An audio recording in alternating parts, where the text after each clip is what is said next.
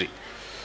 একজন রোজাদারের জন্য রমজানের প্রতিটি দিনের আমলের রুটিন কি হবে, কিভাবে সে তার রোজা কাটাবে? মাশাআল্লাহ, আমাদের একটা নতুন বই বের হয়েছে এবার, সেটা হলো মাহে রমাদানের 27 আমল। এই যে বইটা একটা হাতের সামনেও আছে, মাশাআল্লাহ। এটা মূলত আমাদের একটা বক্তব্যের নির্যাস। এর আগে সোনাইমুড়িতে একটা বক্তব্যে আমরা মাহে রমজানের উপরে একটা গবেষণা করে 27টা আমল কোরআনের আলোকে বের করেছি, সেটা উপস্থাপন করেছি, পরে এটাকে বই আকারে আনা হয়েছে।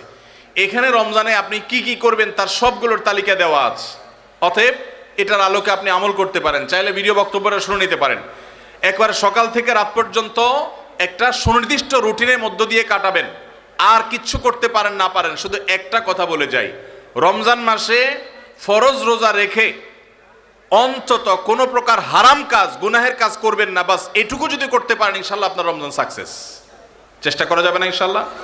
একটা কাজ যদি করতে পারেন, আপনার রমজান ইনশাল্লাহ সফল। সেটা হলো ফরজ রোজা রাখলেন, 5 ওয়াক্ত নামাজ তো ফরজ পড়বেনই, ফরজ কাজগুলো করলেন আর গুনাহ থেকে বেঁচে থাকলেন। কোনো হারাম কাজ করলেন না, ঝগড়াঝাটি করলেন না, মিথ্যা বললেন না, চগলখড়ি করলেন না, গীবত করলেন না, কাউকে ঠকাইলেন না, 2 নম্বর কাজ করলেন না।